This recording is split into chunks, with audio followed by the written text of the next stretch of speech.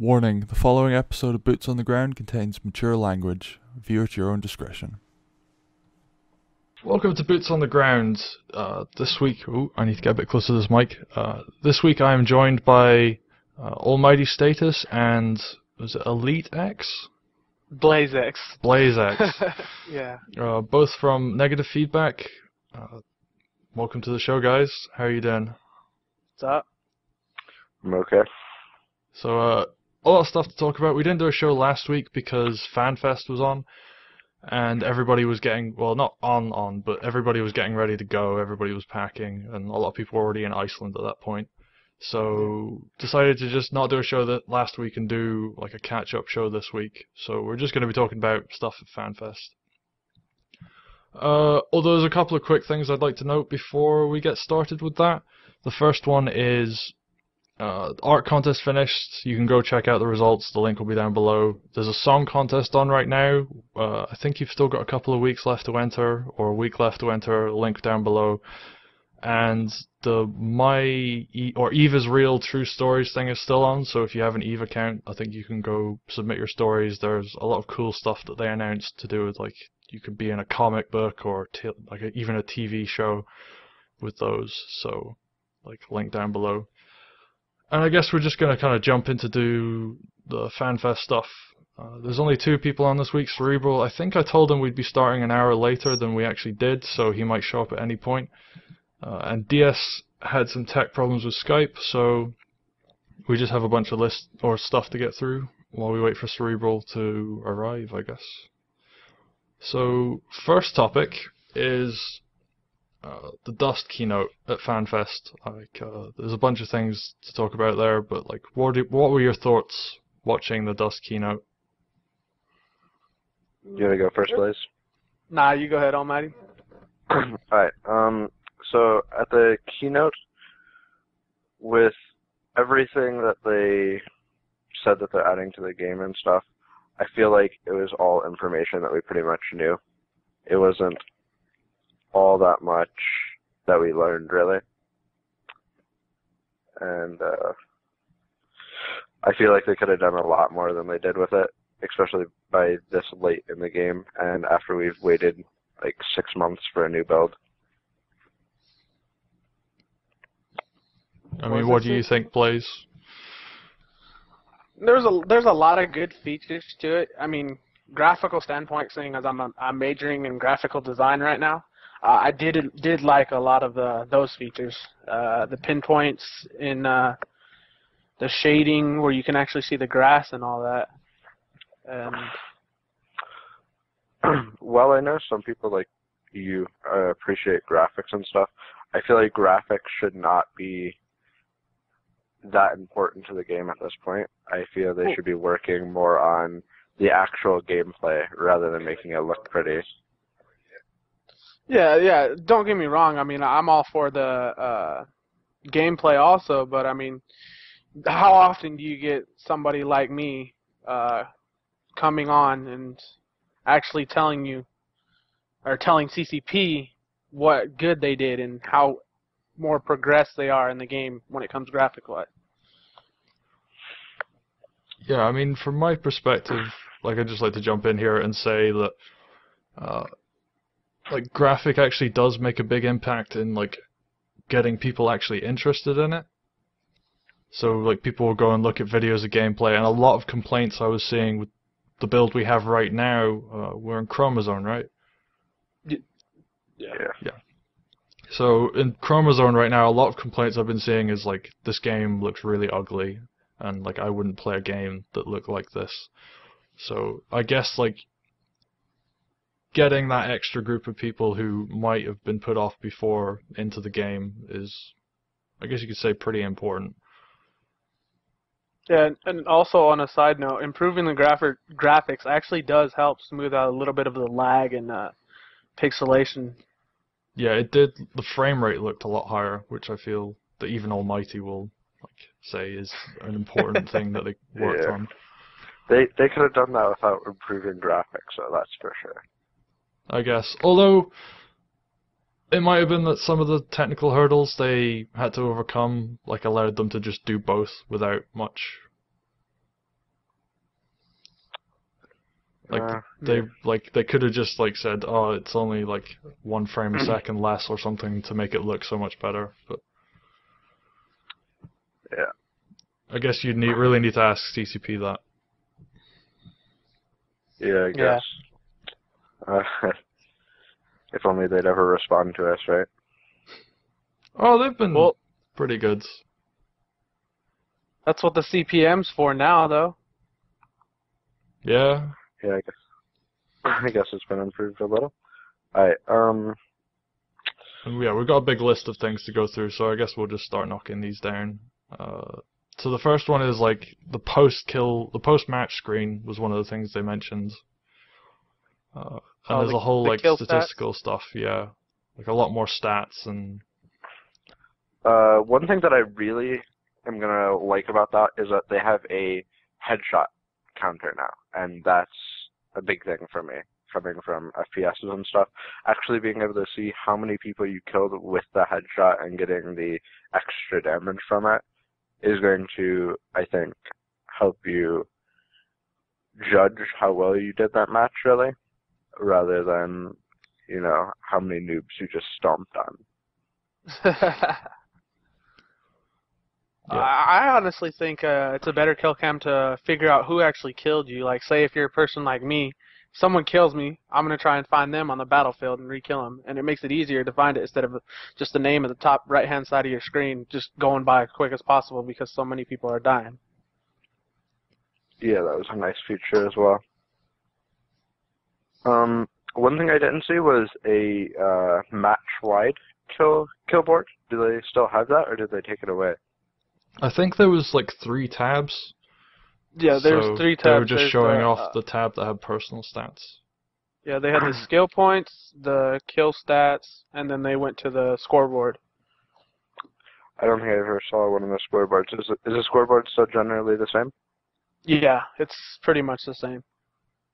I was hoping they'd put an assist counter on that too, because I feel like there's a lot of players who are playing as logistics, for example, and they're assisting a lot of kills, whether it be by repairing or just, you know, tapping an enemy, and they're not getting the praise that they should, for example. I think that's actually supposed to be one of the features they're supposed to put on, like the kill stats or whatnot. Like one of the things they wanted to add. So I'm not sure, but I think I remember hearing something like that during the Dust keynote or advancing the core or something like that. Yeah, that'd be a nice thing to have included. Yeah. I mean, there isn't that much more we can talk about this, but it's overall it looks like a much better improvement over what we have right now. Yeah, It looks pretty too, but that's another thing. Yeah. A lot of looks pretty. a lot of the new UI changes I've seen they look a lot more shiny. I don't know. I can't really think of like the correct word for it, but Aesthetically presentable. that'll do. Alright, so next thing. I mean, we could talk a bit more about the UI, I guess. Like, so we got the new post-match screen. Like now we've got things like the new skill tree and the new skill interface. Like, what are your guys' thoughts on that? I think for me personally, I prefer the system that we have now, just the list of skills with a bunch of numbers and shit displayed on it. But for some newer players, for example, that haven't had as much time to learn as I have, it might be more beneficial for them to have the progressive skill tree like they have in other games, and we will have. And I also appreciate that CCP left in the option to use the other, or the current skill tree. I did not know that. I say it's better all around. I mean, it makes it easier for most people that play this game to use a skill tree that they're putting in, because the one they have now kind of gets on my nerves. Constantly have to go into the secondary version of it, like that lists everything, and scroll down constantly until you finally find what you're looking for to skill into, if it's not already in your skill books. Yeah, it does take quite a while to get through that list. I mean, I guess best question for this would be, which one will you use? The new one or the old one come in the patch? I think I'll still be using the old one, just because I'm very accustomed to it now, and I basically know it inside and out for every skill and weapon. And do you, Blaze? Yeah, I'll try out both of them just to see how it is. I'll try the new one, see if I like it more than the old one, but more than likely the new one. Fair enough. I think I'll probably stick with the old one, but I will look at the new one whenever I want to like work out a path for like skills. I'll use the new one and then I'll go to the old one like once I know like what I'm going to be skilling into. I think. Right. I think it'll help a lot of new players with the new one though. I think that's a really big thing. It'll be more understandable for them, and they just won't walk away from the game being overcomplicated, especially on the FPS side of the game. Fair enough.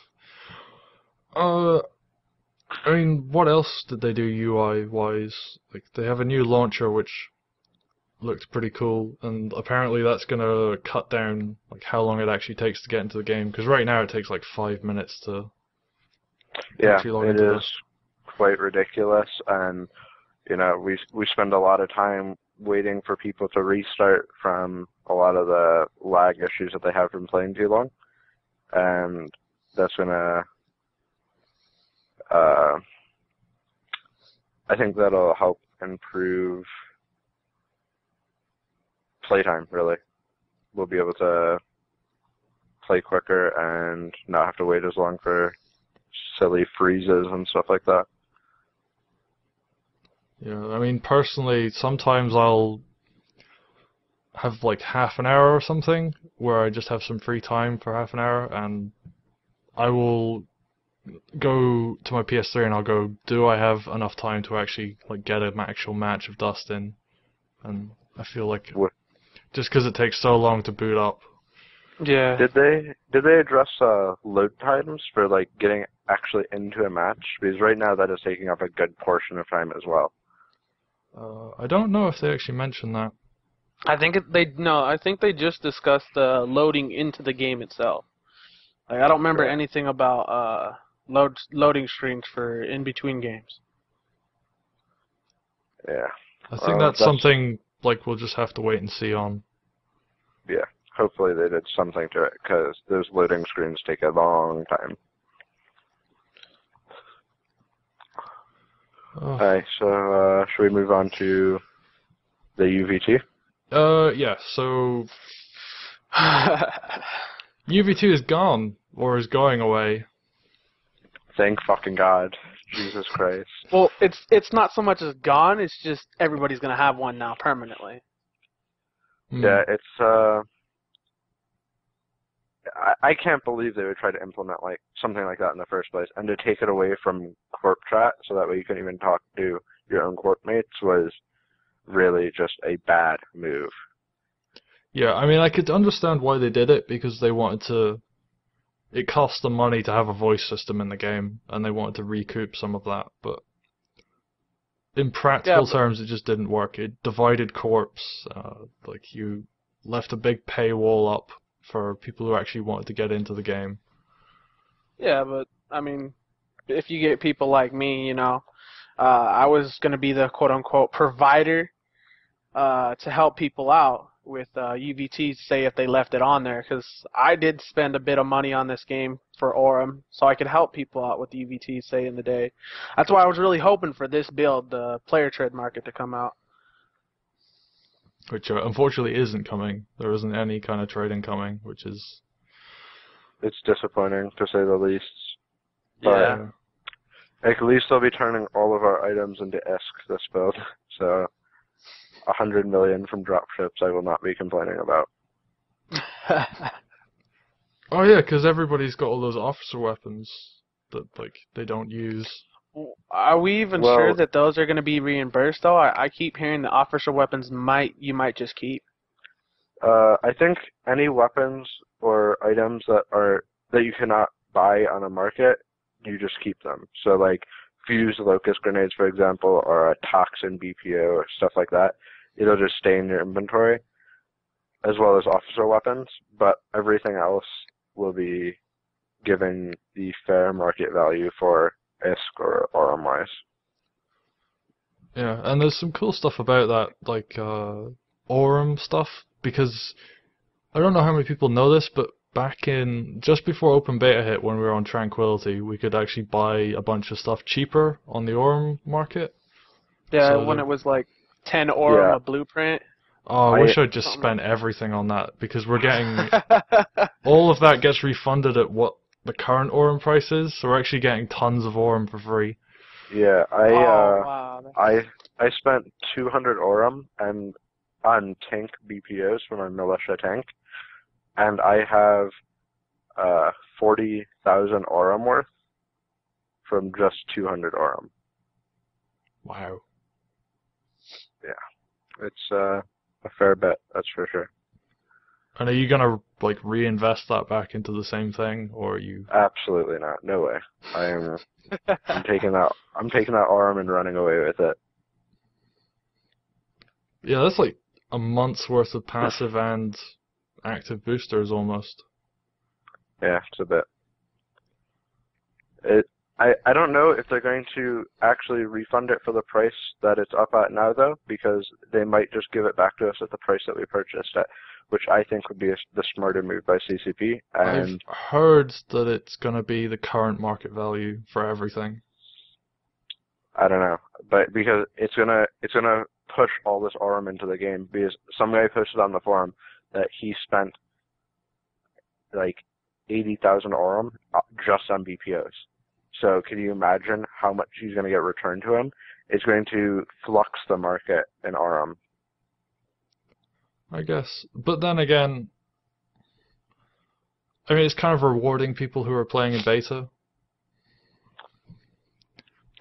It could But be written should we- off as that, but Should we get rewarded for playing in the beta? And especially, like I said, 200 equated to 40,000 for me. So how much is 80,000 going to equate to him? yeah, he's gonna be a very rich man if they actually do go through with what they said they were going to.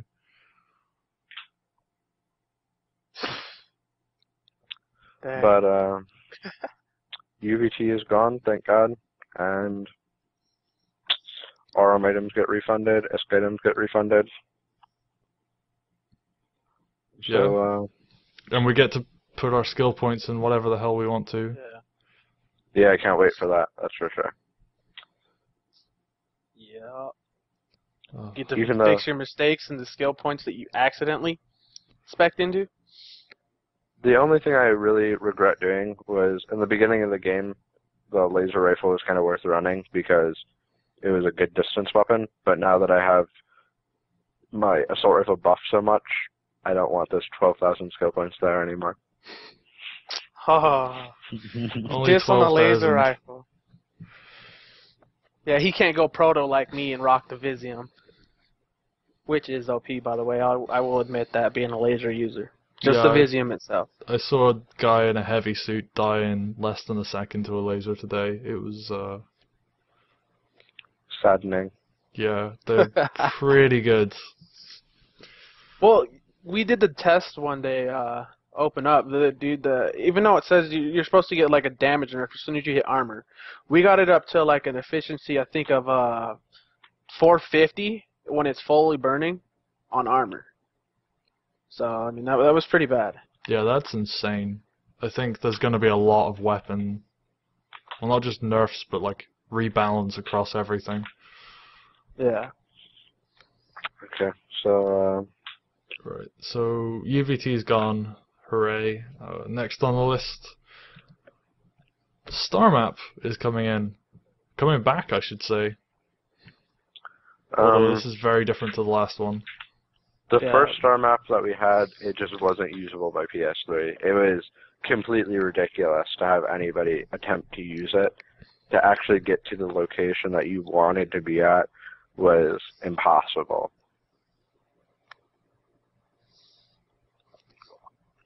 Yeah. And it was basically just the Eve map, but like in a PS3 client, really. Yeah, it was hard to control, and to do anything like precise was nearly impossible. The 3D, I think, is what was really hard. Was it actually 3D? Yeah, it was. Oh. I think the new star map is all 2D, right? So it'll be a lot easier for us to control. Yeah, it looked... I mean, like, I'd tell anybody to go look up the screenshots, because like it looks really, really nice, actually, and it looks really functional as well. Like, the first one, it was just kind of like lines and dots, and this one actually has, like, actual information on it. Are we getting some lag on the call? Yeah, you're getting a little bit of lag. A little bit. Your voice is breaking up.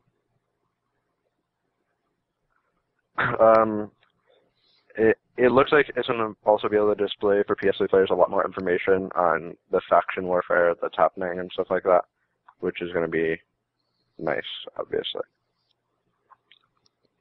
Yeah, like, I'm actually planning on doing, I think I'll do like a proper video where I actually announce it, but I'm going to be doing a show which is based on like a weekly update of what's happening in Planetary Conquest. So that map is pretty much perfect for that. I can go over everything, and like it says who's attacking who, like how many clones are. Well, I don't know if it tells you how many clones people have on the enemy districts or not. Yeah, it does. Okay. Or at least it should. Because I mean, from what I saw from when they were doing the broadcast of the live battle, it looked like you can transfer it over. It showed how many clones you could transfer, and then I think each dot is like 10 clones or whatnot box. But I mean, that's just what I got off of it. That was also in kind of a spectator mode, I think, as well, specifically for the battle. I think that they should keep it so that way you can't see how many enemy clones are there, just so it could increase more metagame, like spying and stuff, which I'm a fan of. But yeah, it looks really good, and the functionality behind it looked really nice, like being able to see what people had upgraded, and like, it seemed really functional as well, like as opposed to just looking nice. It was actually... Yep. If it looks stupid but works, it isn't stupid. Exactly. So do you guys just want to talk about Planetary Conquest for a bit?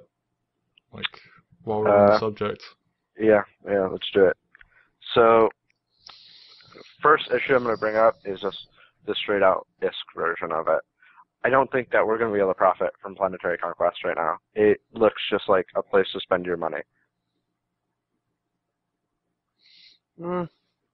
Depends though. Like if a corporation, if you're gonna do it like the corporation-wise, where they want you to do it, yeah, the corporation's gonna suffer from it. But I mean, if you do it individually the way it was supposed to be, considering it's a mercenary game, I mean, you can profit off of it. I think if we can actually get some contracts going, but the thing about that is people are going to be afraid that they're just going to get backstabbed and screwed out of their ISK. But right now, what are we getting out of taking a planet? More clones, but where is our money coming from that we're using on our suits as well? In the game, aren't we getting ISK, in-game reward ISK for when we lose or win? I think there's some rewards. I know there's salvage, which is going to be based on... But I don't know about ISK. There's who you SP, kill, I know what you that, kill. but I don't think that the equipment is going to be accounted for in the system, and without a full market where, you know, we buy and sell something. Because right now, the only thing we're doing is buying and consuming clones. At least that's what it sounds like.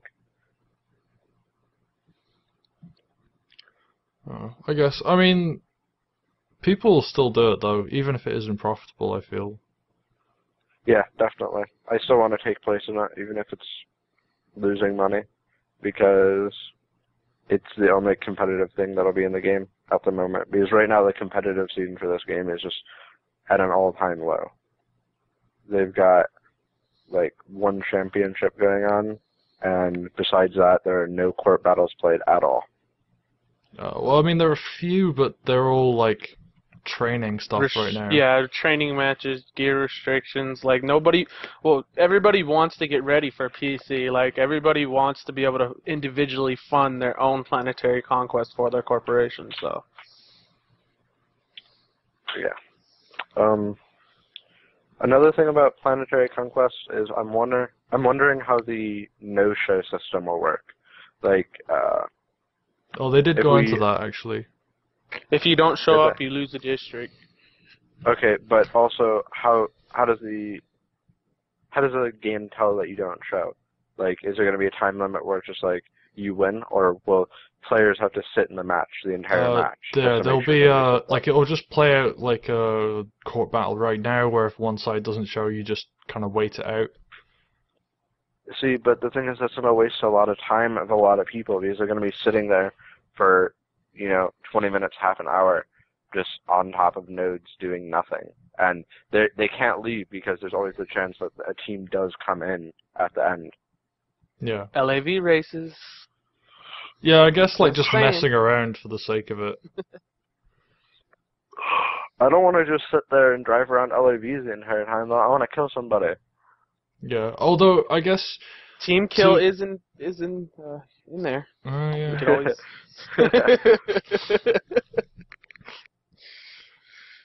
Although it does actually cost you quite a lot to do that, though, because you still have to put at least 150 clones into attack, and that's what. And it's, I think they said it for every death or every kill, it's like 80,000 ISK a clone. Yeah, well, you get 100, or like a clone you can sell for 100k, right? I'm not stats. sure. I think it's like. Isn't 150 clone pack 80 mil? That's like 500k a clone. Yeah, well, that's just for a pack, though. Like, if you're talking like actually going from one district to another. Yeah, like they told us when you kill a clone or lose a clone, it's 80,000 ISK.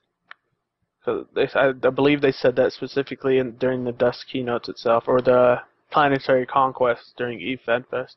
Yeah. You get 80,000 ISK, or you're losing 80,000 ISK? I think, like, when you win, like, an attack, you get half of their clones to sell, and I think those are sold at less than 100k each.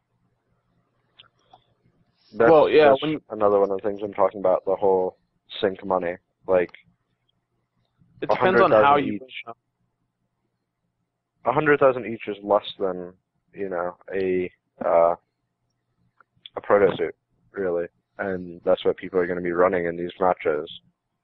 Or should be running, anyways. But yeah, I mean, I guess there's going to be a lot of people not attacking each other all the time. I think it might turn into a Care Bear Fest where everybody's just sitting on top of their planets, not wanting to attack, and just make money from doing nothing. I guess. I feel like there's enough incentive to attack people, though.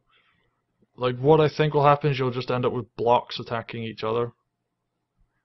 But it'll be smaller scale block warfare. Yeah, well, it'll be interesting to see when Planetary Conquest comes out.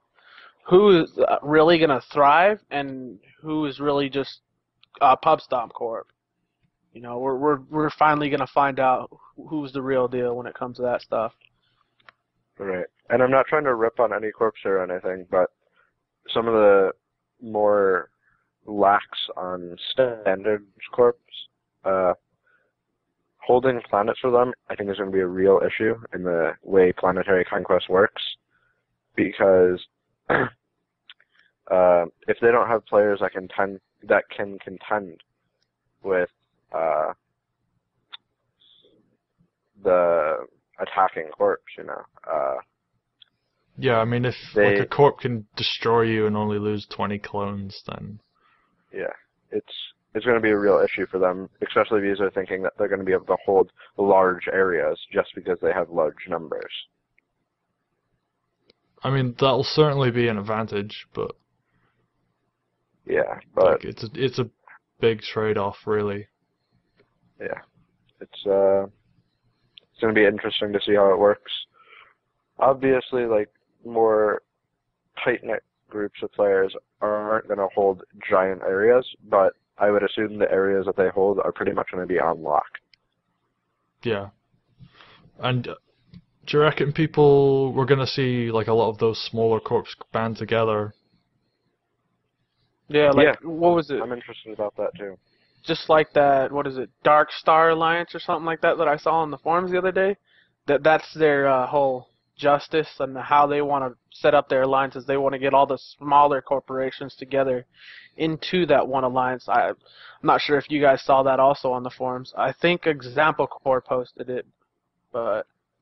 I know... I saw that one too. I didn't see the thread. I know Pyrex is the guy who does videos for them, and I've been watching a bunch of his stuff, and he was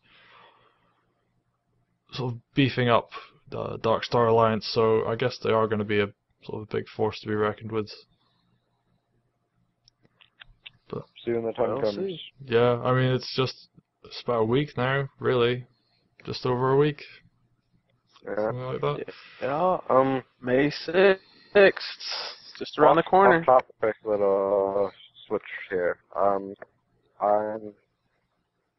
Wednesday, there's going to be double SP, and I think for the very beginning, or on Thursday for the very beginning of it, there's going to be triple XP.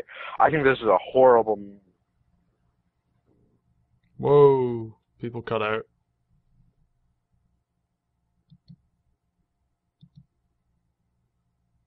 Right, back in a minute. The server just resets, and I cannot play during that time. And I think that they're going to get a SP boost over me, really, because of just the times that it's set. Also, for telling me to have it 2 days is encouraging grinding.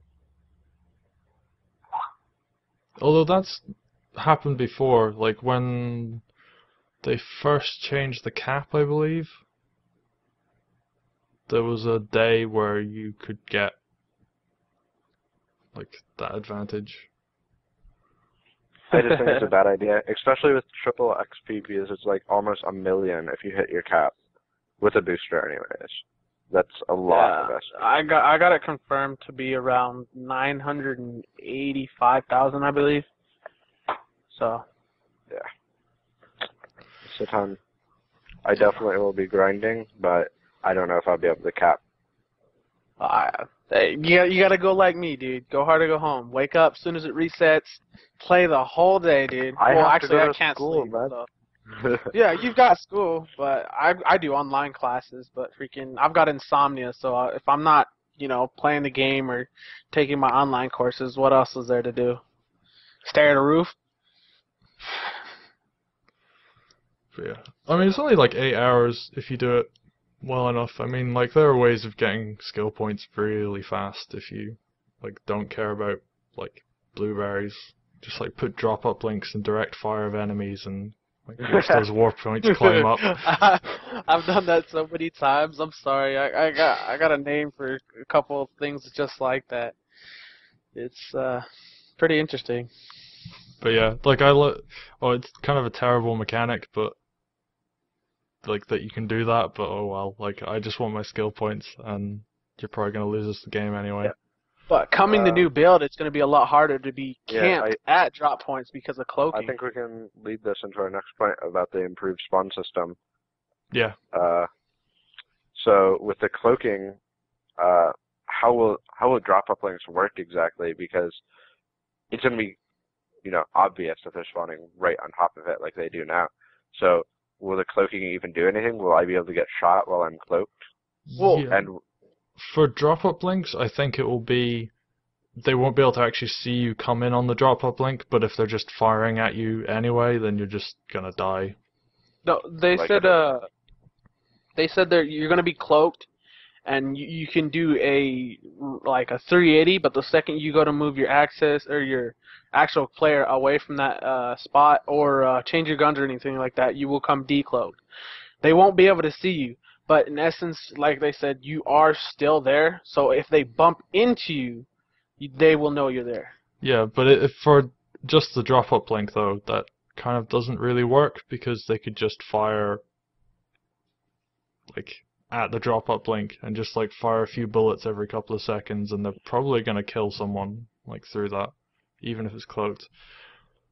Will they still get hit markers, or will their reticle still flare up when I spawn as well and I'm invisible? Or will it just be like no hit marker, no reticle flare, and they're just randomly shooting? I don't know. I think that's something that's gonna have to be seen. Yeah, I'm not sure on that one. I think Max is moving around a bit. That's what I was thinking too. Camera going in and out. Oh, but yeah, I mean, it looks nice. I mean, it's certainly a lot better than what we have now, where you just spawn and die, like, a lot of the time. And on things that aren't drop-up links, it'll be really useful. Yeah. Although if someone's firing a mass driver around where people spawn, like at a CRU, for example, like, you're still probably going to get a bunch of people dying from that. Yeah. God dang MDs. But yeah, I think they should do a better job of telling people that they don't actually have to spawn at the CRU. Yeah. Blueberries, obviously. Noobs. They need to make it clear, like, the little square with the text at the bottom is not doing it clearly, because, you know, I've played games before where we end it in like 3 minutes because they just keep spawning over and over the same 5 guys. That square button doesn't always work though, because I've been into a match where I go to hit the square button, so I don't spawn on the CRU, and I still in essence spawn like really close to it, if not next to it. Right, sometimes. because that's also with the new spawn system that they implemented this last build. I'm a huge hater of their new spawn system. I think it's the worst spawn system we've ever had in this game, just because of the increased spawn camping that it's created. Yeah. I mean, it Oh, sorry. Go ahead. No, after you. Oh, okay then. Like I actually personally like it more than the last one, but I can see why people wouldn't like this one.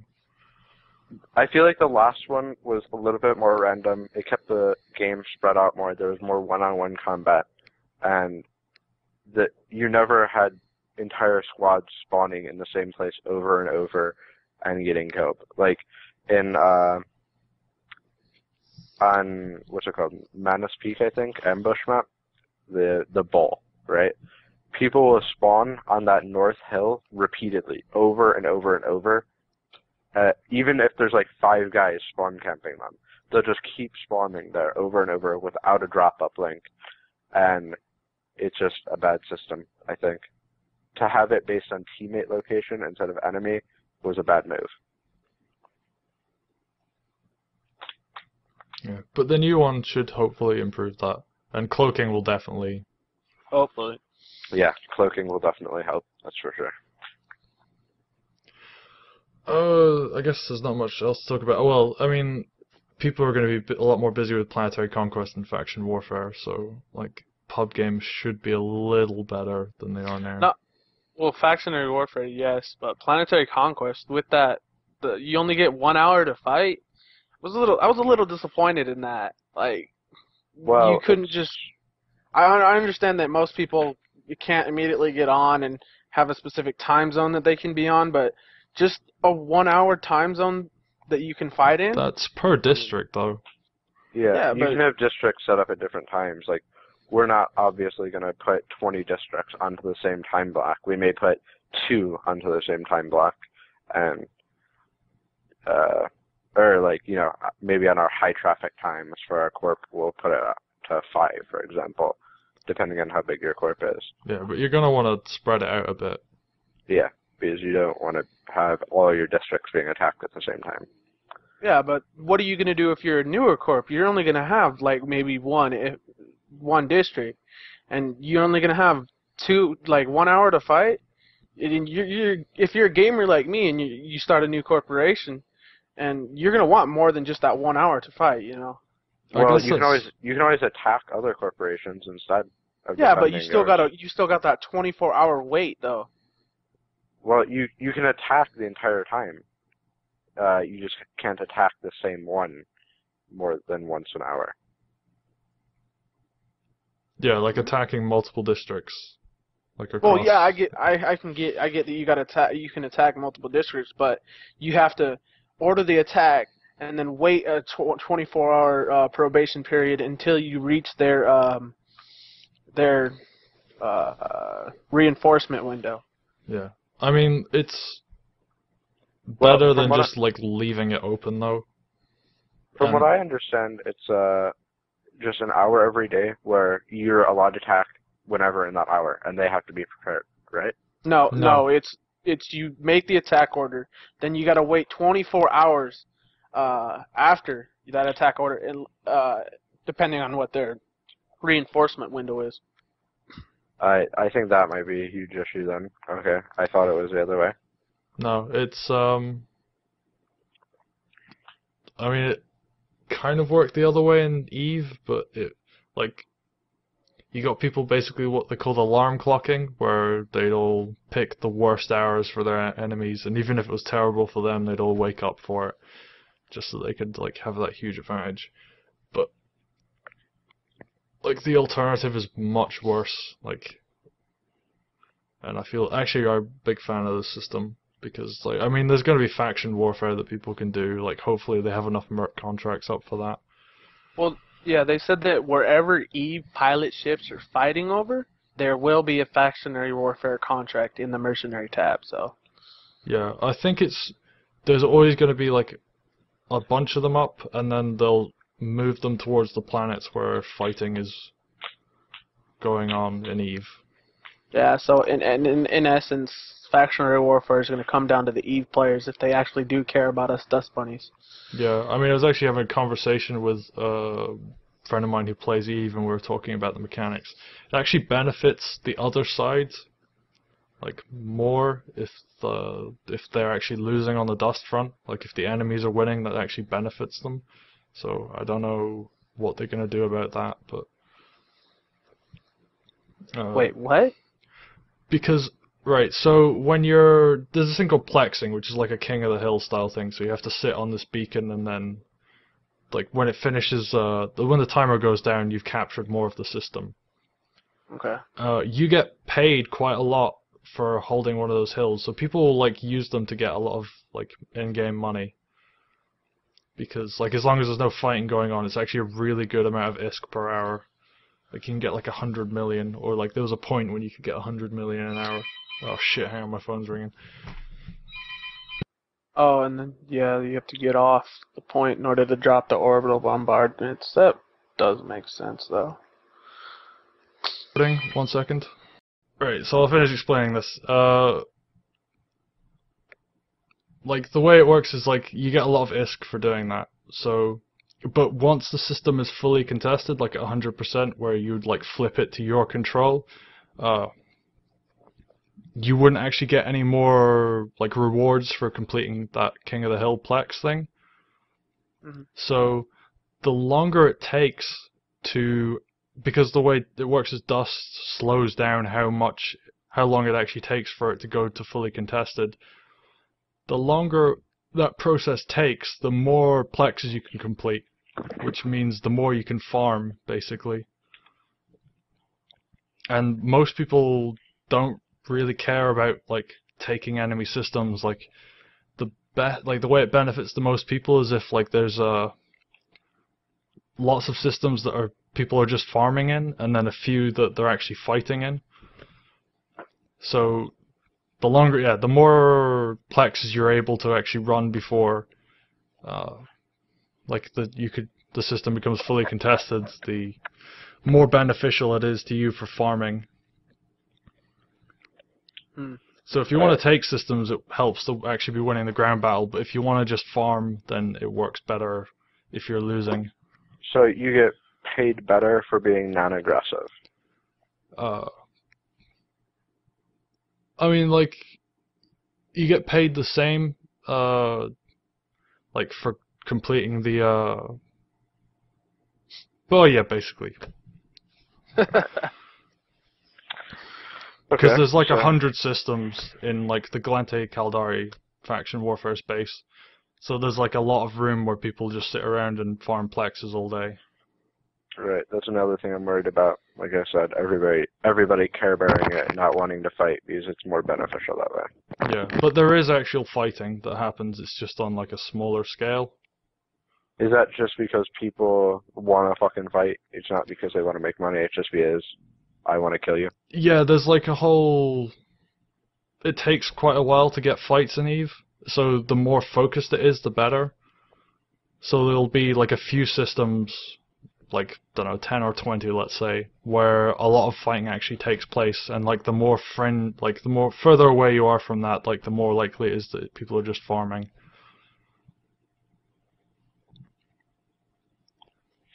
Yeah, okay. So, another quick note about factional warfare. It's going to be easier to, quote-unquote, Q-sync with your corporations because you get to pick your sides as to where you want to go in that battle. Yeah. So It's gonna be good seeing like organized teams of like people in the same corp, I think. Like I think that's a good place for people to get experience working as a team. Like yeah, before they go into planetary conquest or like between planetary conquest fights and stuff like that. and it'll also be a good way to, challenge yourselves against other corporations. Uh, in a way, because I mean, if you get a corporation like one of the bigger alliances in one whole match against, like, say, a squad full of just random corps, it's gonna test their gameplay.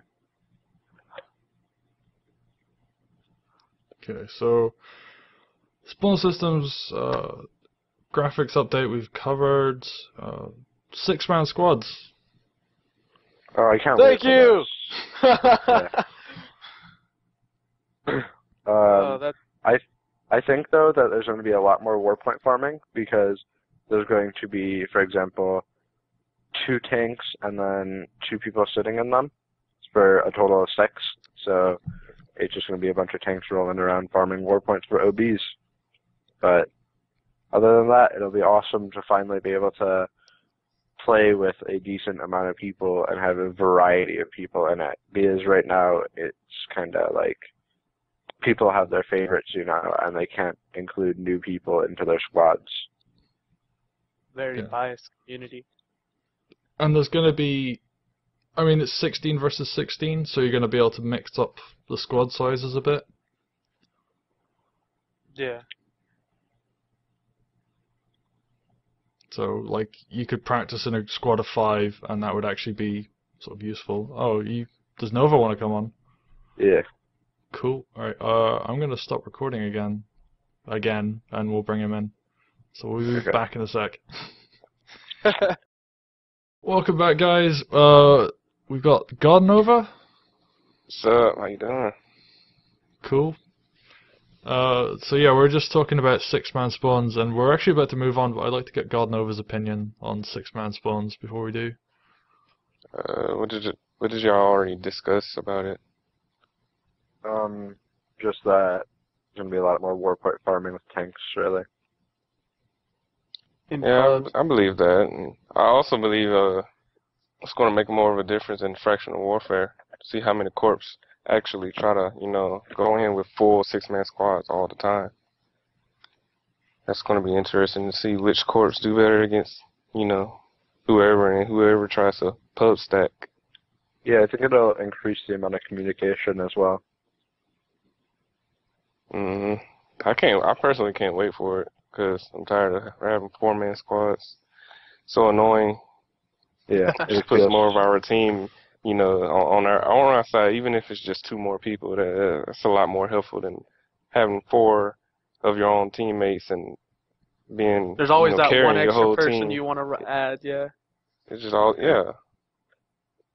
It'll enable us to run squads that are more,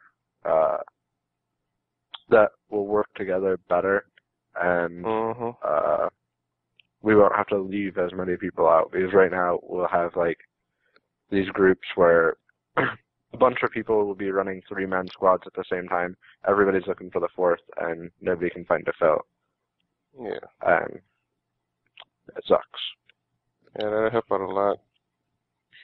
Did they say whether or not they're increasing the player size for the maps? Not yet. It's going to be 16 versus 16 for court matches now, but they said they could increase it to 24, but they're going to leave it as 16 just so like smaller corps still can get involved. Yeah. Okay. That's a lie. They just don't want us to lag hard. I thought they said something about increasing it the 24v24 in pub matches, but not in competitive play. Yeah, that's what I thought. I heard that too. They should. You know, that'll probably help with, because I know a lot of our members just play alone because we fill up squads. We have to share or not team kill, but steal each other's kills in order to get enough. It's hard to share. Yeah, it is. Okay, so But yeah, I mean, like the only other thing I can think that would be good about them is that things like drop-up links, which are squad-based. yeah, Like you're gonna get a lot more use out of them. definitely. I think that drop-up links are going to be a very major part in the next build. They're major now for court matches and stuff, but with the extra 2 people a squad, it's going to be very, very important to have just drop-up links spammed everywhere. Yeah, like Well, having yeah, just like a guy run off and put them down is actually worthwhile. And it gives you more variance to having a specific type of man in your squad, like only an AV only guy, or just a drop leak only guy, nano hive only guy, or something like that. It makes it a lot easier to have that just one specific based person. Like me, Yeah. next build, I'm going straight AV. I'm just a vehicle whore. I love destroying them. I do it now as is. Proto swarms, proto AV nades, just solo any vehicle I want right now. Cool. I mean, that it really? Next topic, I guess. Yep. So, I mean, these are all. This is funny because like the one guy who actually did most of these isn't actually here, so we're just kind of going through what he would want to talk about. Vehicle recall. We haven't Yeah. done that yet. No, not yet. I think this is going to be good, but I don't think it's going to be as useful as everybody's assuming it's going to be. Because I imagine tank drivers trying to call their vehicle recall, and their tank's just going to get blown up. Either that, or the RDV is going to steal people while they're still inside their tank and drive away with them. Oh wow! I hadn't thought of that actually. That'll be interesting to see if that actually happens. You just see them fly away with the RDV. Well, I'm gonna do that I know to a a lot bunch of of Newberries now. I know a lot of tank drivers be pissed off when they try to get their own team in the tanks, but random blue dots jump in. So having your vehicle recall to kill them guys out and then call it back in, that'd be awesome. Oh yeah, But that'd be good. I'm more worried about tank drivers, taking too much damage and they know they're about to die, so they're gonna call their vehicle back to save it. I'm more worried about that more than anything.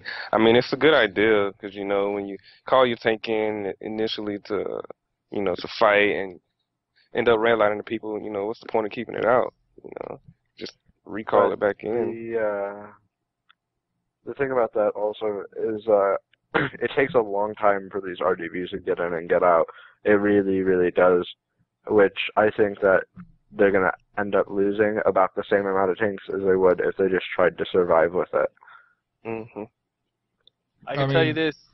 People that drive proto tanks are going to have a field day on those vehicle recalls, though, taking out those RDVs. Yeah, I hope that we'll be able to hack enemy vehicles and then recall them and put them into our inventory and take them out of theirs as well. Fun. Yeah, because right now when we hack, we can't keep it, so we have to destroy it to make sure that they lose their vehicle. But yeah, having a recall and taking their tank, that'll be awesome. All right, so in case any of you guys didn't know that are watching this, if you hack an enemy tank and you just drive around with it until the match ends, the person that you hacked it from just gets it back. So instead of letting it live the entire time, when there's like 10 clones left, just go drive it out into the red line and leave it there. Make sure there's nobody in your vehicle, otherwise they'll take it out. Yeah. I'd say it's worth the suicide to get that vehicle down, though. Yeah. I mean, it's pretty rare that you actually get to hack someone's tank as well, so... Yeah. We should probably do that to Zitro. I bet you he would just, ooh, when he rage. I mean, I guess, like, the one thing I would see that's useful about it is, like, if you're winning and redlining the enemy team, if you don't want to risk them getting, like, 16 Forge Gunners or something and trying to one-shot your tank, you can call it back. Mm-hmm. So I guess it's, like, one of the few times it'll be useful. But I'm kind of worried about RDV pilots. Like, they're already bad enough at deploying vehicles, like, taking them away. I think that's one of the risks of calling it back, you know? You gotta make sure you park it in the open. But, now that I think about it, you'll probably still be able to shoot at it while it's getting picked up, you know, and taken away. So that's always going to be that risk. Yeah. But yeah, I guess, like, for stealing, it's kind of cool. Have you guys jumped on top of an RDV while trying to fly away? I've had, like, last bill, I believe, and I've gotten killed by one as well, trying to snipe someone. Yeah. It was on the old 3-point map. Yeah. It's pretty fun to ride on top of them. I hope that's how it is when you are inside a vehicle stuff, and it just carries you away. That'd be cool. Vehicle surfing. Yeah. I mean, actually, I just thought of, like, not for tanks, but for when people actually start investing in LAVs properly, and you're getting more expensive LAVs, like, if they abandon them, because you can actually kill them out of the LAV, so you could just kill them and take their LAV and, like, one more for your... I don't know how useful LAVs are, though, because their turret is not that strong. Their turret is very vulnerable to being killed, and both the passenger and the driver are exposed. So, I believe they're going to be getting more useful, because I know that they're talking about expanding the battlefield. Like, you know, the maps we're fighting on now, they're already the large maps that they said they were going to have. They just have the red line shrunk in to where we can only play a certain area of that whole map. But the maps are already in. They just have to take away the red line or the red zone so we can play more of it. Once you get that larger area, you know, more vehicles. And I know that the bike that they had, the hover bike, if they're adding that in, then I'm pretty sure that, you know, expanding the maps, when they actually do that, it's Jeeps and that bike are going to be more useful than just running around. But drop ships, I think, will be dominant because they can carry, like, 8 people, and they're much, much quicker because they don't have to deal with terrain or anything like that. Yeah, it's going to be interesting, because I'm wondering if the pilot suit for the drop ships, would that work for, like, gunners? Would they be able to put, you know, give more increase to gunner ability? Because I think it's one pilot and six slots with 2 gunners, so you'd be able to fit a squad of 4 people in there, and use it as a spawn point. It's going to be interesting to see how all of it plays out. Yeah, with the new dropships that are coming out, though, I think you can have 4 turrets on it now. Because I saw somebody showing me a picture of it the other day, where you could have 4 turret gunners on the dropship, plus the assault dropship that's coming out. Yeah, I'm really interested in the assault dropship as well. The turret on the front, I think that's going to add it's going to make dropships more relevant again, because the turrets on it right now are kind of useless because of how inaccurate they are when it's moving. So, do they say whether or not it's interchangeable? The turret on the front of the dropship, like maybe put a blaster on there instead. I didn't see anything. We'll find out come May 6th. Okay, I think that's everything for vehicle recall. And I mean, we might as well just go on to vehicles while we're on the subject. Like, what do you think about the new vehicles that they announced? We've got the speeders, the medium assault vehicles, the Yeah, the math. The thing looks the Mavs are awesome. supposed to be. Are they supposed to be glass cannons? well, the mediums, I'm thinking right. they're going to be like armored personnel carriers. like the desk transport vehicles. Almost like a No. dropship, but on ground. I Yeah. might have missed that part. My bad. Yeah. I'm expecting them to be pretty tanked out, pretty slow, but you know, a lot able to fit maybe 6 to 8 people in there, maybe 10. Who knows? Yeah, but I think they're not going to be that useful still until we get into at least 100 versus 100 battles. And I'm hoping they come already pre-stocked with spawn, with a spawn system. Yeah, they'd be really good for just like getting spawn points around without drop-up links. Yeah, you know, just imagine team you trying to get past a team that has like 2 or 3 tanks on their front line, you know, and just calling in 2 3 mavs, you know, that can probably take 5 shots from a tank, and well, if it has a railgun or something like that, and just bulldozing just straight past the tank line, tank defenses just hot dropping like 15 guys out behind their line. That'd be amazing. Right. Definitely be interesting to see how those work. I hope they have that high of armor. Because right now with tanks, you know, I've seen what's his name? Who's our shield tanker? What's his name again? Crap. Knock? Cali? I don't remember. Whatever. Anyways. Knock, But Temper, Cali? He 2 shots every tank with his railgun. It's a max railgun with like all the damage mods and shit on it. No other tank can challenge him unless they have like the same fit as him. Yeah. That'd be Cali then. That'd be Cali. I don't remember, but he just puts everybody down in 2 shots, and I'm just sitting here like, are you serious? Come on. It's so much DPS compared to the other weapons that no other weapon type can touch the railgun right now. And if a Mav can take a few hits from it, that'd be awesome. I mean, do you think that's going to be one of the things that gets toned down? The railgun? Yeah. I think that it does what it's supposed to do, which is anti-vehicle and then snipe. Yeah, because it's not as good as a blaster for anti-infantry. Like you'll only get a portion of the kills as you would using a railgun on infantry as compared to a blaster. But for vehicles, it destroys them quickly, efficiently, and has the range that it's supposed to. And also, I don't know. I would have to wait and see how the pilot suit changes vehicle operation, because I know it's going to add, you know, certain stat bonuses to that. So, I mean, everything is going to be changing.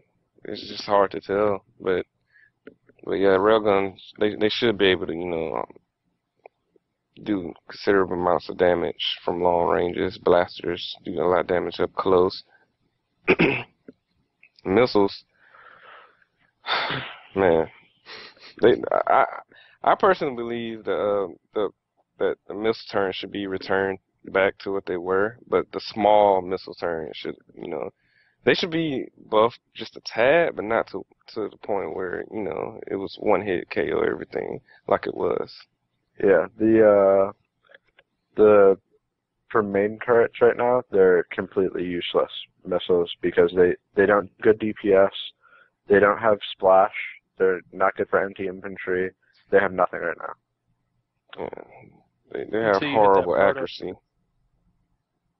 I've seen people do pretty good with the proto missile turrets though. Like so I had one guy call it in the other day, and they were just he was actually at the top of the kill board with I think 18 kills with just that missile turret alone. Any other tank gets called onto the field though, and he's done. Yeah. Yeah, so I think that's it for vehicles, really. I mean, Oh, did there's- y'all wanna? What about the jets? I mean, there wasn't Yeah, really they're that much adding. about the jets. Yeah, The assault I don't think dropship. those are coming in this build, are they? No, they're No, I think way they were in down the line. CCP Presents, so like in the 12 the next 16 months maybe. But I can't wait to see them though. I think that they're gonna play a pretty big job on the battlefield because, you know, people will be able to call in militia ones, for example, and just speed past the red line with drop-up links and drop out and then drop the That's link. from the event, yeah. They're probably Could be an pretty advancement of expensive though. strategy. Probably more expensive than a tank. Yeah. But we'll see. And it'll be awesome to have dogfights in this game too, above your head on all the battles and stuff. That'll be sweet. Yeah.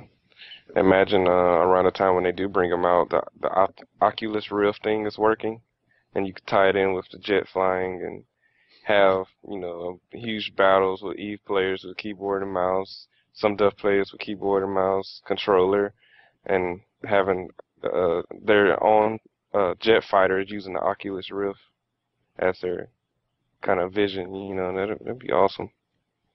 Yeah, that'd be really cool. But yeah, I think that's a bit further down the line. Yeah. Okay.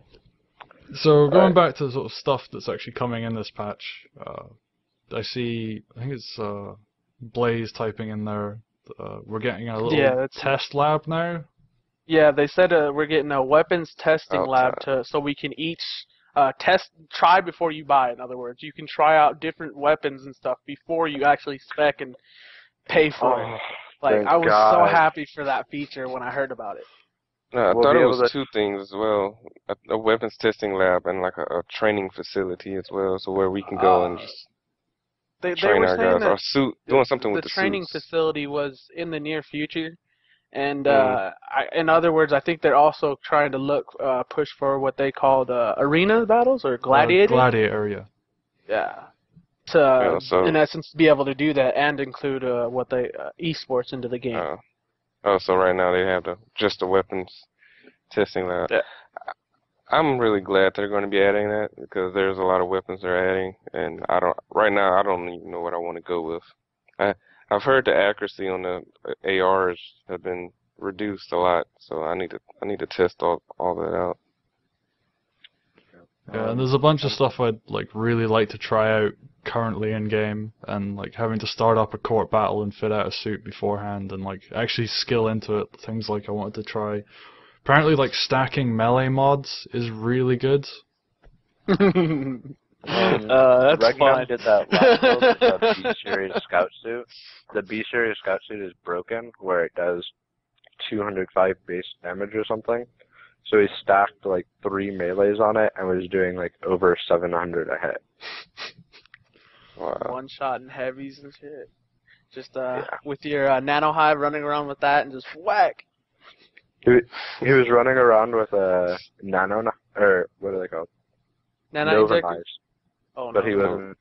he wasn't even hitting people with them. It was just for show. Yeah,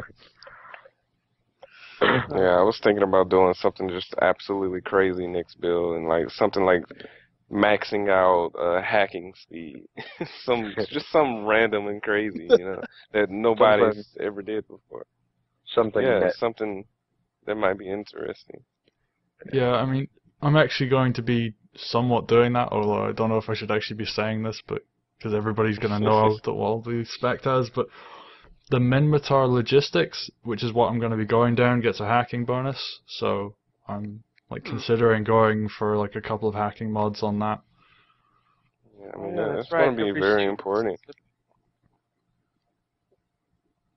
Yeah, because everything's going to be skirmish as well. Mm-hmm. Yeah. Are they hoping they have a getting rid better of ambush? No, you can still do No. ambush. The pub stomps and all that will still be there, but more people will be focused on factional warfare and planetary conquest. So. Right. I wish that they'd give us the option to set our planets to ambush or skirmish. I think that would be a cool thing to have. Maybe. Although, like, 150 clone ambush? Yeah, well, the players are going to be 16-16. It's not that ridiculous. I guess. I kind of wish Domination had made it in for Planetary Conquest, though. The Oh. old skirmish. Yeah, Skirmish 1.0. Yeah, I've heard that they're going to be bringing it back. I don't know why they took it off, but I really missed the old skirmish. It was a really fun game mode. So, for anybody like listening, what was Old Skirmish? Okay, so you started out as a defender. You had A and B, and the enemies could not progress past A and B until they blew both of them up. And then once they did, it was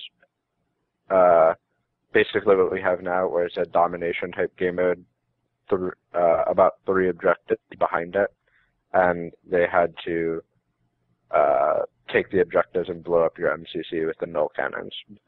Yeah, and the main objective was to your MCC was moving the whole time across the battlefield. So there was 2 points right here. The MCC would stay here because those 2 points had to be capped before it could move on, because they were attacking it. So when you take out those 2 points, then the MCC could progress to the main base over here, which had an additional 3 more objectives that you had to slow down the fire. It was actually an attack and a defend. That's the thing about it. The defending The defending team owned all turrets and clone reserve units and stuff like that, and the attackers started with their base. It made more sense, you know, because you're taking your MCC if you're attacking. I mean, it would make more sense for PC, because you're taking your clones. They're in this MCC. You're going to attack, their base, and you have, in order to capture, you have to dock your MCC at their base. You know, it made a lot more sense than what we have now. Yeah, I mean, like, that isn't the mode I think they're adding though. This one. Like, I know that they mentioned that they were thinking about bringing back that old school skirmish mode in. The one we're getting now is just going to be like a single point King of the Hill. Yeah, they've already added it or tested it too in previous builds, and it wasn't very interesting. Yeah, they tested it, and it just ended up being a red line. Yeah, red line after red line. It was, man, they even shrunk the red zone somewhere. So, yeah, basically. Well, wouldn't Skirmish 1.0 in essence be kind of like Rush in Battlefield 3, the way they have it set up there? Yes. So, for those of you Battlefield fans out there. But yeah, I did hear that they were mentioning about bringing that back. Not this patch, but like the next one. Yeah, or hopefully. Possibly the next one. I heard that it got taken out though because one of the sides had a much better advantage over the other. I've heard that, and to me, it didn't even seem like, even if one side had an advantage over the other, it didn't really seem like that to me when I was actually playing it. I mean, neither did it for me. A game mode that I'd really like to see put in is a chain reaction game mode from Resistance 3. What it was there was 5 points. You started out with the 2 closest to your base, and then 1 in the middle was neutral. And you had to push the enemy back into their base, take all the points, and blow the last one up. And I think that was probably the best game mode out of any game I've ever played.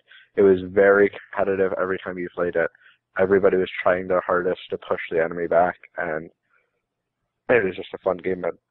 And I'd really like to see it in Dust, because I think it could work very well here with our team tactics and stuff like that. Yeah.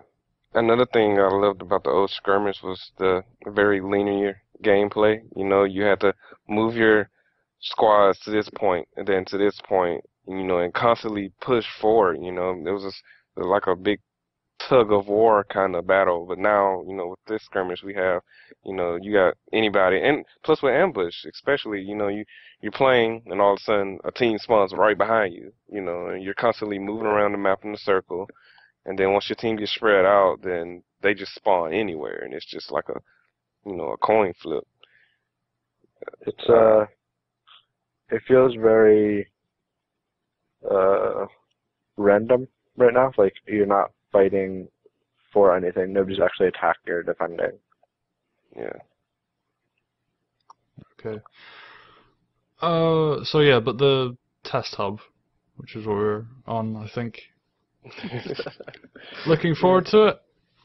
Yes, for sure. Very much so. Yeah, Very definitely. much so. Being able to test all these new weapons that are coming out and the range of the weapons that are being, changed, I think is going to be very important, especially to new players, because, everybody here is pretty much a seasoned veteran, and we know generally what's going to be good and fit our play style. But some new players, that come in, they're going to have to experiment with everything.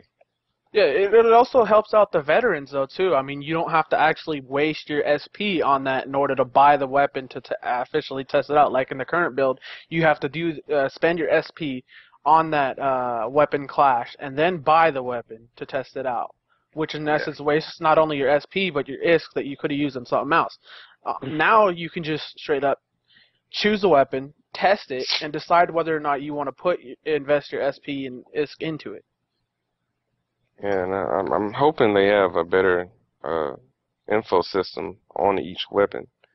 Because not only did we have to buy the weapons and test them out, we also had to come up with our own calculations on, how much, we had to point at our blue dots and see, where's the drop-off range and damage, how far. I'm hoping that we're already given that information so we don't have to waste our time with it. Yeah, they were saying that they were thinking, they're going to be adding a lot more information, like on the weapon screen. Yeah, that'll be very helpful. Yep. Because, like, when I was playing Battlefield 3, they had a lot of stats on the weapons, but there was also another thing that you can download on Battlefield's Battle Log website that showed you almost anything that you wanted to know about the stats, like where you did most damage to the guy, like whether it's a headshot, leg shot, or whatever. How much time did a bullet spend in the air? It told you so much stuff that you never even knew that it was being calculated. I'm hoping that something like that will be added, or maybe further down the line. I hope just initially we don't have to spend our time, spend 3 days in the testing facility trying to figure out which weapon does best with what. We could just test it out. Hey, I like this. I'm gonna get with this instead of that, and just be done with it. It's a good segue, I guess, into like the new weapons they're adding. Which, I guess I'll just start with the scrambler rifle first. Like, I'm kind of wondering what your guys' thoughts are on the scrambler rifle. I like it because I haven't actually used it. I can only go off of what I've heard and the idea of the scrambler rifle. The idea, I love it. The whole tactical rifle, one-shot thing, and then a charge shot, that's awesome, I think. But also with the input that I've gotten from Regnum and other players at the FanFest, they say that it's going to be the new dominant weapon in the game because the AR had its range nerfed, and this still has decent range compared to everything else. Yeah, I don't know. I had to try it out because I've heard that it does lower damage to armor, and a lot of the time I have to have 1v1s with heavies, and they're higher on armor. And if it's, also, I have to figure out which version would be best for my type of play style, because I know there's the charge shot, and then there's a fully automatic or burst type of. Because I heard it does like the highest AR rate of fire. So I mean, I don't know. I have to test it versus that and the AR. because I mean AR's medium damage to shield and armor, and scramble rifle does high damage to shield and probably low damage to armor. I don't know if I'm gonna like that or not. I may have to go with. I've heard that the tac assault rifle got its glory back, so I love that. I wasn't one of those modded controller using people. It's only this finger right here, my trigger finger. I mean, if that's been returned back to its former glory, I'm gonna have to hop on that wagon because I love that thing. I mean, something I saw. Oh, sorry. Go ahead. I was just gonna say I was watching a bunch of the tournament games, and a lot of people were using the scrambler rifle, and something I noticed was that it was overheating really quickly. Yeah. That's what I was just about to say. I was thinking maybe that was the charged version, that you can fire it off in bursts, but if you charge it, it has that hard tactical one shot, Yeah, but people weren't charging it. When you watch the tournament finals at FanFest, people were just doing the single trigger tap, and it was overheating just like I think in 4 or 5 bullets. I mean, it was just insane how quick it was overheating. But in essence, it does do a lot of damage, though.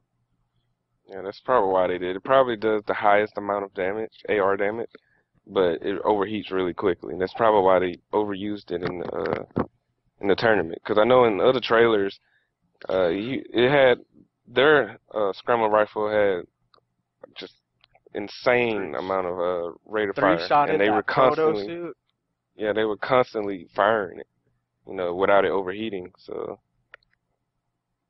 I think that's going to be one of the skill points you can spec into, though, is kind of like with the laser, even though the laser's broken, is that heat buildup, the decretion and cooldown speed and all that with the scramble rifle on top of increasing its damage and all that. Yeah, it all just sounds like a lot more grinding to be done, even with our amount of SP. Yeah, what was it? They were saying like before it would have took like they said like 7 years to max out with the current SP build that we have now.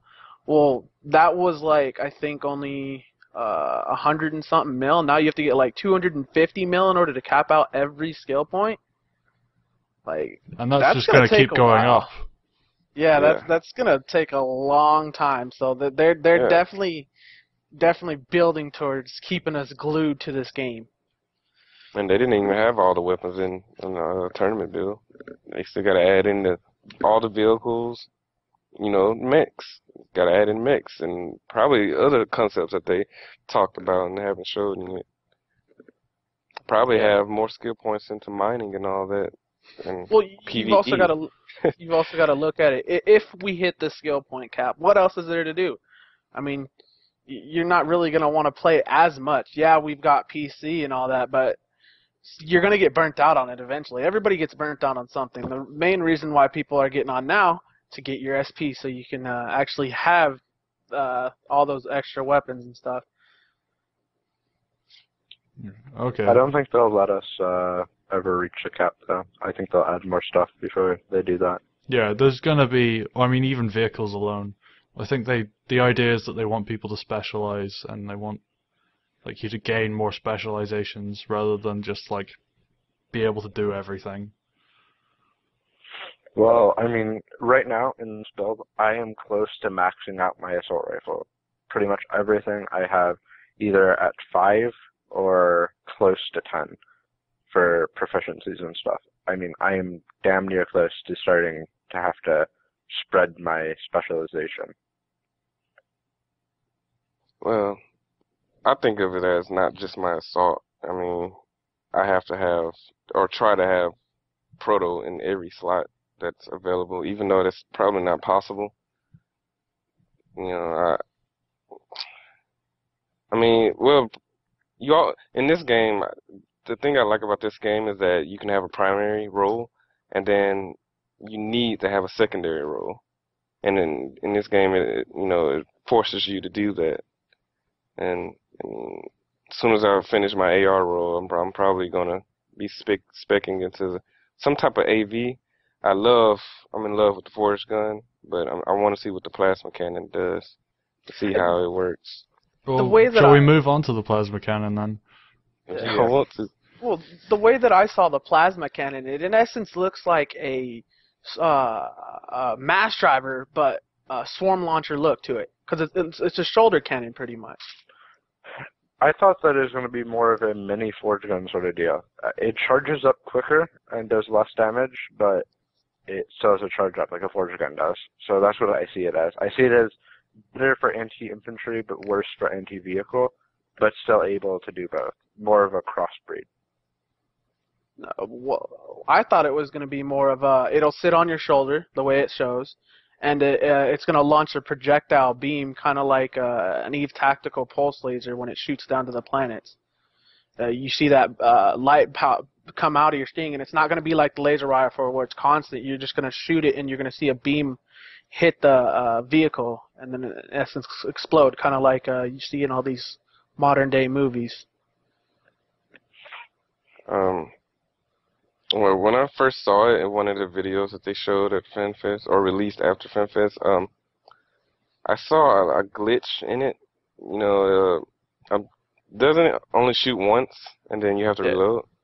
Yeah, I saw a glitch that allowed the guy to arches. shoot like 3 times, but the bullets were they wasn't really being shot.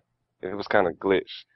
And also, when he shot the infantry guy, I'm wondering that the ammunition that's being fired, it's a ball, right?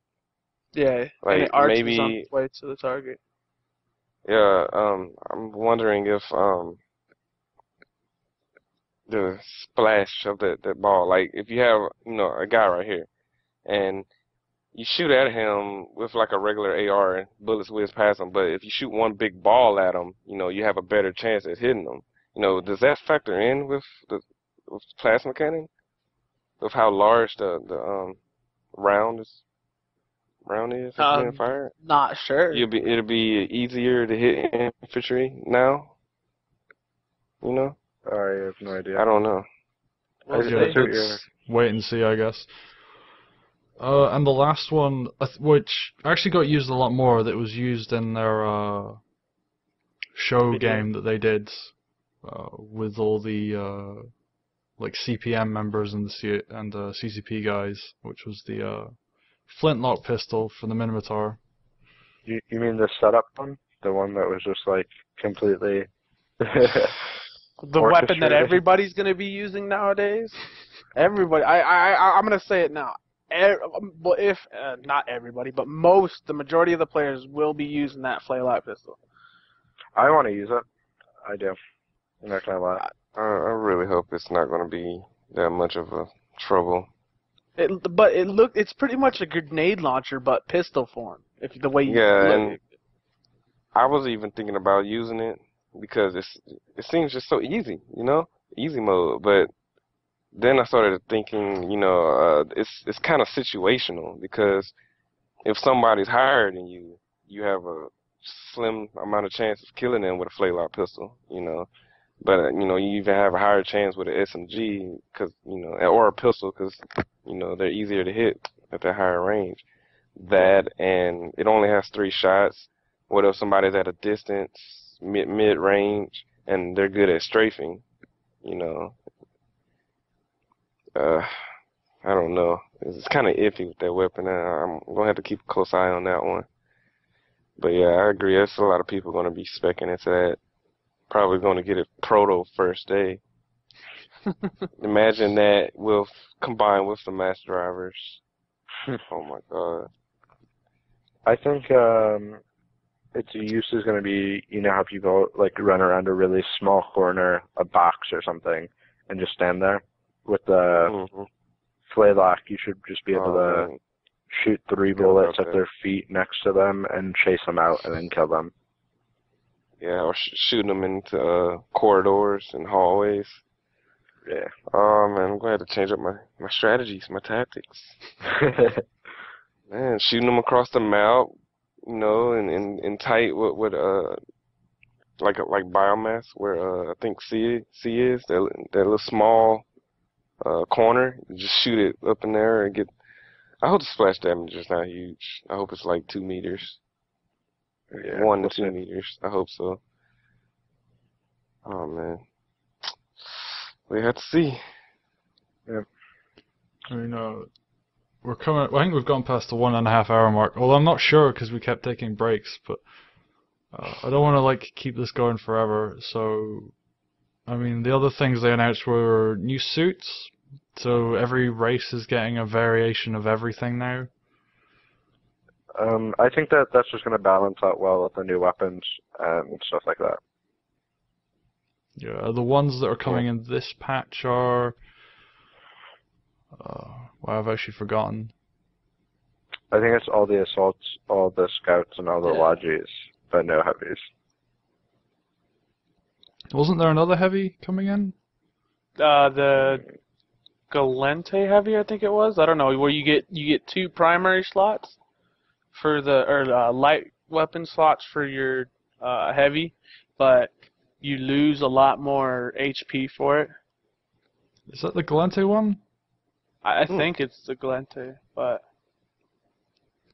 I mean, sure. we can talk about like that idea though.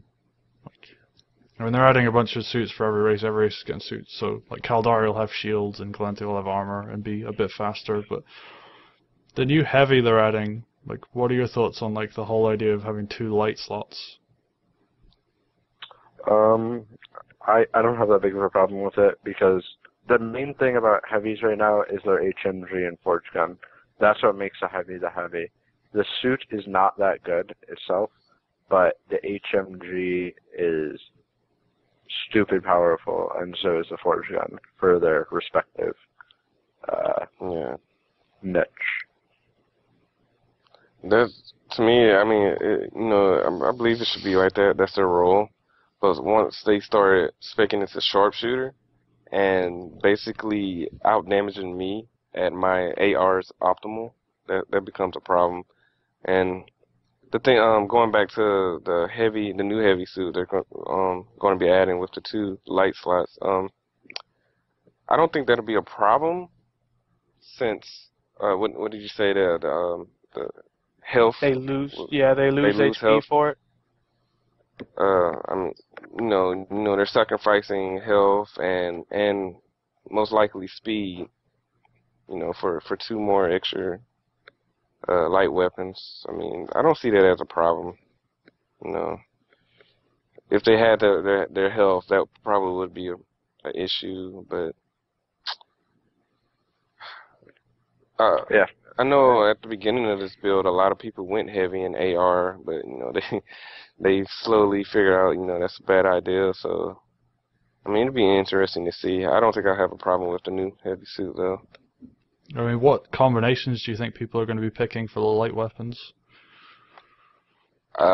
Maybe a scrambler rifle and a regular rifle, or a scrambler rifle and a laser. Actually, would probably be a good idea. They're nerfing the laser. Scrambler and shotgun is what I see being used a lot. Oh yeah, that might be. Yeah, that might be the best. Shotgun with AR or scrambler. Yeah, or a shotgun with a sniper. I know a lot of people like to snipe with heavy suits. So many combinations, man. It's hard to tell. Yeah, I mean, I was personally, thinking mass driver plus something.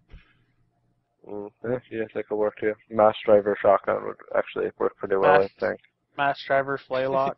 Shotgun and anything would work, basically. Yeah. That's so cheap, though. That's so cheap to have that, though. I mean, that'd be. I can understand if it was an assault point, but that's gonna be. I can see I could see 2 people just taking advantage of that, like big time. One that does high damage, far away, and one that does a lot of damage up close. Oh man. And we're giving a lot of people good ideas. We need to stop. Alright, so we'll move on then. So I guess there's only a few more things left. We'll move on to the things they talked about at CCP Presents, which was launch dates May 14th. This game's not ready. Officially coming out. A lot of people, I'm sure, expected that. But I'm This game happy. isn't ready. I think that it's gonna crash and burn, and it's gonna. I think if it was Chromosome, it would crash and burn. I I'm worried as well about that too, because I mean, even if we're getting a new update, we don't know how that update is going to turn out. You know, they're adding in PC and all this, but we don't know if stuff is going to be broken, if even more stuff is going to be broken. You know, with them releasing the update on the 6th and then going into lunch on the 14th, and just seeing them take so long to fix simple stuff. You know, if that build breaks a lot of things, and you know, and they launch with those broken things, it worries me a lot. But I mean, I'm also glad that they are finally launching, so people stop having that excuse. Oh, it's just beta, blah blah blah, and this and that. You know, now they need to get more serious about fixing things. And people this can't shouldn't- hide behind that anymore. Thank God. And we'll finally put an end to the I want my Aurum back Merc Pack people. Hey, I want my arm back. Okay, I'm not gonna lie. So, I'm actually going to enforce a rule that people aren't allowed to talk about that on the show anymore, because I hate that argument so much. And we've talked it to death already, so... Okay. I think there's some we've stuff already- that isn't coming out on the 6th, though, which they're actually going to put in on the 14th, which I'm a bit worried about, but... I think it's some Yeah, of the heavy what are suits they? and then PC. What's the deal with that? PC is May 6th, I know that. I don't know I exactly heard what they're isn't holding coming. off on all the weapons till the 14th, but I'm trying to find the stream again so I can watch it again, but I can't find it. Twitch TV.com/CCP/highlights or videos. Okay, so I think we've got everything done except for the Eve elevator and the TV commercial, and then we're not allowed to talk about refunds. So Although, like, some Aurum is getting refunded because of items and stuff, but that's, like, an entirely different thing. Well, I mean, the Collector's Edition, like, I'm just going to ask now, are any of you actually interested in or going to buy the Collector's Edition? no, absolutely No. not. I'll meditate Why, about it. why bother though? I mean, it's a free-to-play game already. Why would you spend that Well, I extra? mean, like, a lot of it's for the Eve players. I guess it's for people who wanted, like, something cool for both. Yeah, but I mean, it's a free FPS game. Take advantage of it, you know? There's yeah. probably going to be people buying it, you know. And I may buy it later down the line. Right now, not really. I mean, If I have played Eve, almost it everything might I be- want. If I played Eve, it might be more enticing, but there's a whole bunch of stuff that comes with that for Eve. And I mean, would you be interested in just the dust stuff if, like, an Eve player was selling it off? perhaps, but I'd want to pay ISK for it in a market. what rather all than was pay- involved in that with just the desk prices? Dust or stuff more? is you get all the MR suits as BPOs. I don't know what level of, like, gear that is, so it probably wouldn't be proto, it would probably just be standard. Maybe advanced, considering how much it's going to cost. And you get a drop-up link that works team-wide. I think it's team-wide, and it, like, has an infinite run. So, like, you can use as many clones on that one drop-up link. I think that's going to be overpowered. Definitely overpowered, and I think teams that pay the money for that are going to have a big advantage. Well, It's going I to don't need to know. get nerfed, that's for sure. Because I guarantee you, whoever they uses can't that, nerf it. I mean, they're selling really it for $150. in I don't all their sells for things like that, they always put in a little description at the bottom that they're allowed to change whatever virtual items are given to you at time of reset or something like that. Well, we'll see. Well, I might get it later down the line, maybe later this year. Well, it's No, not coming well, out my kid until probably next- October 1st. Yeah. Oh, so everybody might got get it. time to actually get it then.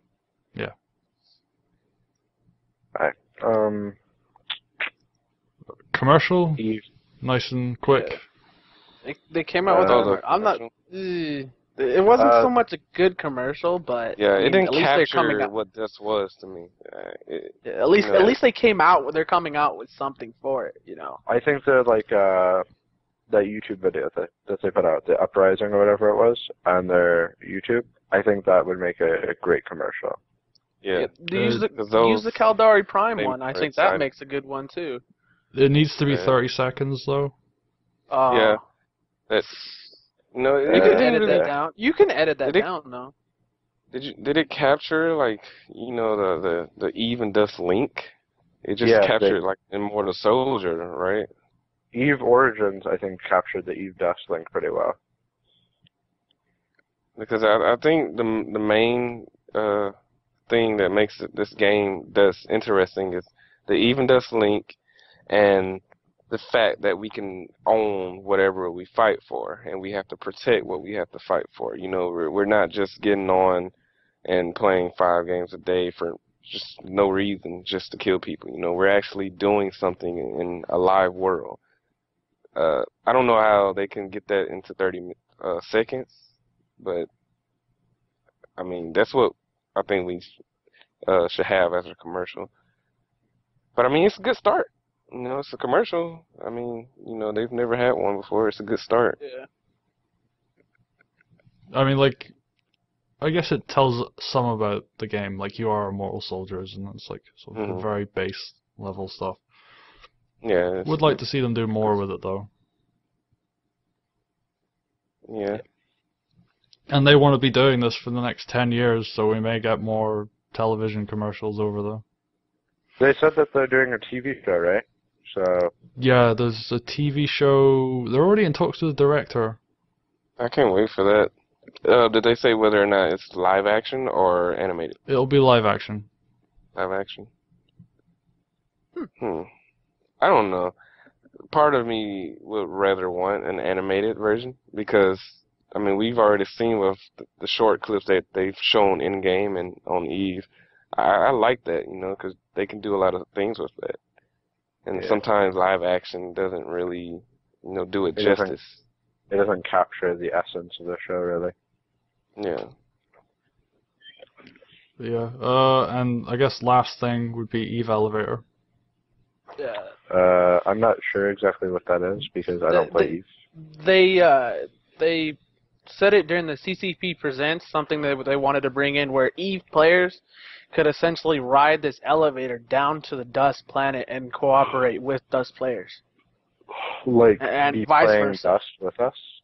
Yeah, that's what I got out of it. I'm not sure. I mean, Well, feel free to take a look yourselves under their Twitch TV page. yeah, I'm not really clear about it either, but what I got from it was that, you know, there might be adding dust mining and allowing us to not only with PvE, but with mining and possibly mining the drones and sending those resources back up to, through the space elevator to the Eve players. And, you know, Eve players fighting over that, the space elevator. Maybe, you know, that's where they process some of the stuff, and that's where they can produce more clones, more weapons, more vehicles by with the resources that we're sending up to them. You know, that's what I got from it. That would be very interesting, because that in itself could be a game mode if you think about it. You know, fighting over control of one space elevator, trying to send materials up, and whoever gets the most materials up to the Eve players or something like that, while the Eve players are trying to fight for control of it. Yeah, but that sounds just like another domination game mode to me, which we do not need another in this game.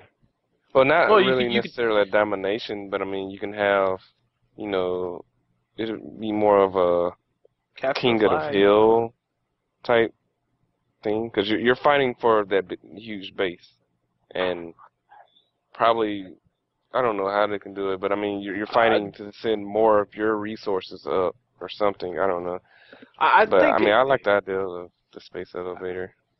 I think you could, in essence, put capture the flag into it. Like, instead of it being an actual flag, it'd be you have to go to the steal the other team's resources and bring it back. And every time you bring it back, that sends it to the Eve players. I guess. I don't But know. like more Eve Dust interaction. There was a lot of stuff that they were talking about with that. With there was like with nullsec, they're gonna make all of the NPC stuff that we currently have that we will have in Planetary Conquest. That's all going to be done with Eve players, so Eve logistics, and they were talking Yeah. about things like you could essentially have a battle run as long as Eve players were able to get clones and resources in. Yeah, because I mean, somehow, while during your battle, you can send your resources that you have through the space elevator up to the Eve players. They make your clones and send them right back down for you to use. Your clones and your gear essentially, and send them right back down for the use, so you don't have to use your stuff that you bought from this side. Like I would love to see that. And you can have battles as long as you can send the resources up, or as long as you have the resources to use. That'll be very interesting and fun at that. Well, I think Then that's... Oh, sorry. No, you can go. I was just going to say, like, we should probably wrap this up. We've been going for quite a while. Brandon's looking a bit tired. Me? I've got insomnia, dude. Oh, fair enough. I don't even sleep, dude. What's up? Yeah. I wish I could sleep, If I do sleep, it's usually like for 2-3 hours at most, and then I'm right back up, wide awake, and sucks. Alright. So, Shoutouts, I guess, last thing. I'll start with Almighty. Shoutouts before we close. just if any corp's looking to take a planet, we can work out a deal. We carried a team into the victory at the FanFest, and we'll carry yours too. Oh. Troll alert! I heard you guys were charging trillions on the forums. No. Only about 4 trill a district. It's not that big. Don't worry about it. You'll be fine. No, like we posted before, any details as to setting up a negotiation or us defending or stuff like that, you got to talk to Free Beers or Kane Spiro, spelled Kane, not Kain. Although both of those are his characters, so you'll probably get him with either. He'd rather it be his Eve character than his Dust character, seeing as he's not on his Dust character 7 like he is with his Eve character. Okay. How about you? Something God X. God Nova. No, go to God Nova first. God Nova first. Oh, what, shoutouts? Yeah. Just, you know what? I'm gonna change it up. I'm gonna say a shout out for all the corps and Dust making it this far. I mean, we're in this together. Of course, Imperfects. Shout out to Regnum for MVP at the tournament. Showing up and showing out. I believe that's it. Your turn. Yeah, where to start? Where to start? No. Yeah. Shout out to the Negative Feedback Alliance. Shout out to all the corporations that have been participating in factional warfare as it's set up now with training matches and stuff. So that's pretty cool. And I officially want to make the announcement. I am a Buddhist Mexican. Okay? Yeah. I know. Well, that came out of nowhere, but cool. No, it's an inside joke between the corporation, the alliance. So I had to get that out there because I know our alliance is going to be watching this. So. Cool. I'd just like to say thanks everybody for watching. I have a bunch of cool stuff coming up. I'll be doing like an announcement video that isn't boots on the ground. That'll be sometime this week or next week. Next week for Boots on the Ground, we'll be bringing on a bunch of CPM guys and maybe CCP Dolan if we can get him on. Sweet, we're actually gonna get it. Yeah. That'd be awesome. I've done a show with him before a long time ago, and this well, it was for Eve, but hopefully he'll come on and we can talk CPM. I actually want to know what they're doing with that. There was a recording of they had a thing at FanFest as well, so hopefully that'll come out before then and we can talk about that. Ooh. But cool. Yeah, thanks everybody for watching, and we'll be back next week. Cheers. All right. Alright.